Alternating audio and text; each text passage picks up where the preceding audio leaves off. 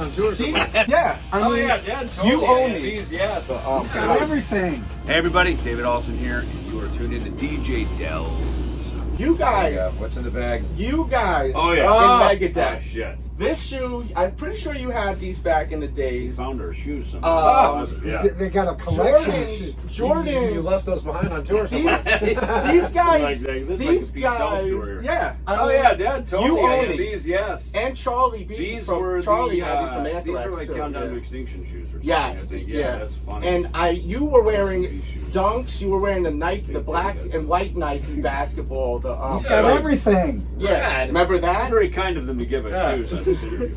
If they were your size, I'd hook you up. But what about the? Remember, I had Tiger high tops. You had a ton of sneakers. Yeah. I just don't. So have here's those. a funny story. The So goat. we get signed to Capitol Records. Tom Wally, who then went on to start Interscope Records, and then became the president of Warner Brothers, and so he loved Megadeth. But we got there, and he had a inroad to get some Nikes for us, right? So we got some free shoes. We're kind of like, wow, we're in the big time. That's why at the beginning of the Peace Sells video, you see us, it's either the beginning or the end, we're intentionally walking by the camera to show off our shoes, right? Yeah. Like, well, we better show off our endorsement, right? Oh, that's why we did that. That's so if right. You did that. Sells, You know what? You did that. I remember exactly when you did that.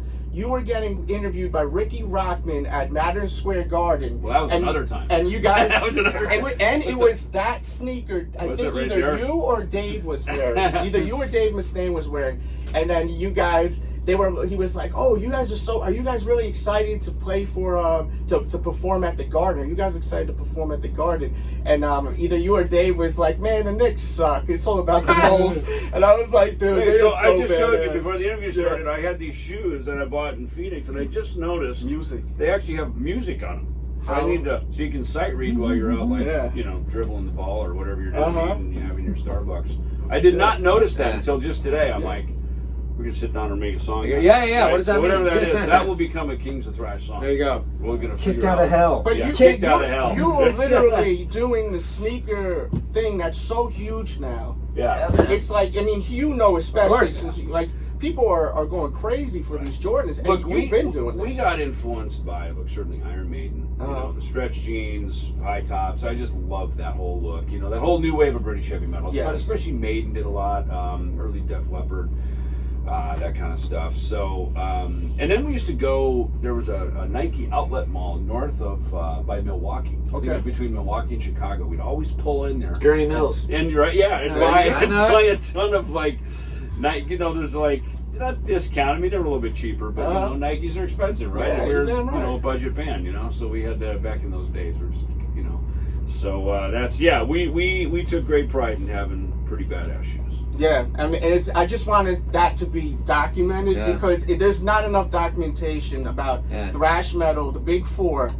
All of you guys were They had badass huge shoes. about cool shoes, man. You guys were very fashionable. Look, like you see these kids now, they're all wearing metal shirts, which I absolutely hate if they don't actually love the band. I think that's sinful. But they dress basically like. We like your shirt because it looks like a King of Thrash on that shirt. Anthrax. Yeah, Anthrax, baby. That's it. Yeah. Frank Bello and them guys, you seem to be pretty cool with them guys. Yeah, I love the Anthrax guys. Yeah. And they've been very gracious to me. They're good. Charlie and all those guys. Love good Charlie. friends Shout out to of Charlie. mine. Friend of mine too. I love Charlie's- Charlie. Remember the Charlie's first wonderful. time on my tour we met them at Electric Ladyland in New York?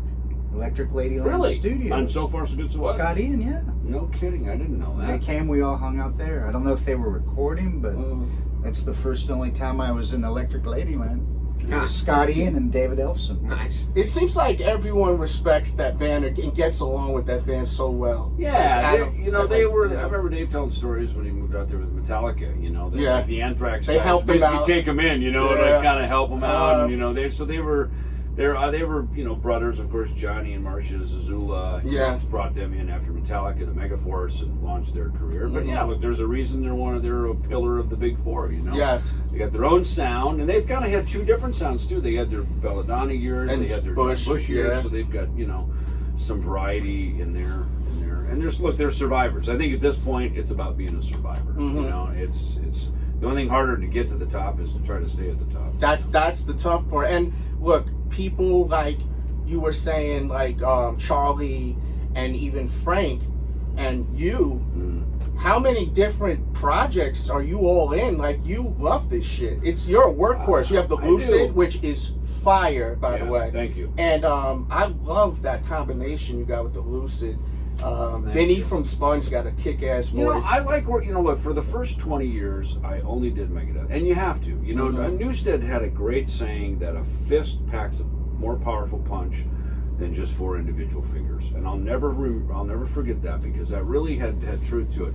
And in the beginning, you know, when you find a collection of people you're working with and you think it's got a shot at something, you've got to keep it together.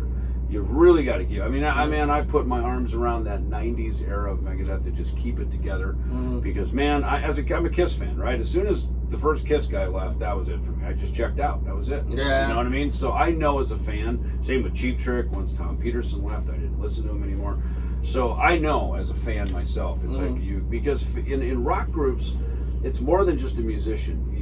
Each musician has their fans, Yes. right? And they have their identity, they have their relatable, and it isn't just the one; it's how they interact together, you know. So for me, that's a thing, you know, is keeping that together. But In every great band in history, 4. you can go down 4 the list. pieces. And I keep saying that, you know, Yeah. when people ask us who all's in the band, 4 people, like Kiss, like Queen, like The Who, like Cheap Trick. Facts. And everyone has their role in it. Yet that also gives enough airspace in the music when you have a 4-piece. Yeah. Van Halen, another great example. One thing I thought was really interesting is that you guys are recording this new project on analog. And I did check out a little bit of you talking about how, you know, analog has such a natural sound versus digital Pro Tools sound, It right? starts first with the fact that we are analog creatures. Yes. We're analog. We're not made to input this digital information, and maybe that's part of the explanation why people aren't as connected to music, newer music. They can't feel it like they used to. Maybe that same music, if it was recorded in that format, would touch you, you know, deeper. Yes. But and it's more expensive. Like at one tape is It's like $400, right? exactly Or something? at this day and age. But you got to give a shit. Yes. Yeah. And it's hard to do that because you got to be able to have a band that can walk in a room and And nail it. do Or it else in you're one spending a lot take of or bread. 2 takes, and you got it. And that's a lost art. You guys are professionals. But though. it's an art we Shit. can endeavor to keep alive, and it's a great experiment to see when we release it how it hits people. I can't wait. All right, so that was a clip off, I think it was like a 40-minute interview from yesterday. Shout out to those guys, man. You know, when you have legends like members from Megadeth talking about sneakers from back in the days, you just don't find that. And a lot of people don't really know about the culture and the history of shit. And I think as a content creator, it's very important to try to put out different type of content. And I hope you enjoyed that. I did do a video last year talking about, you know, other bands, including Megadeth, that were really people that were influencers when it came down to rocking Jordans back in the days, Nikes and Jordans. You know, this is a real dope video, so check that video out. There'll be a pop-up in a second. The interview is about 40 minutes long, so I have a link in the description. There'll be a pop-up. There'll be some options in a second. Shout out to those guys. That was really cool that they sat down with me, and we sat down for a long time. I wasn't expecting. I thought I had like 15 minutes, and we ended up vibing.